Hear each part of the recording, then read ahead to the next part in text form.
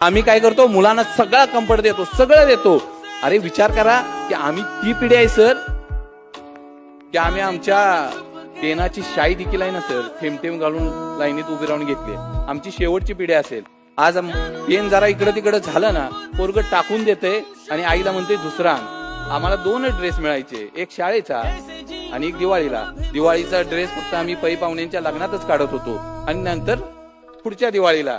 परंतु आज पोरग रडलं की बाबा विचारते कुठला ब्रँड पाहिजे, त्या ब्रँडचा शर्ट येतोय लगेच. परिस्थिती इतकी बदलली आहे. अरे जरा पोरांना थांबायला देखील शिकवा ना.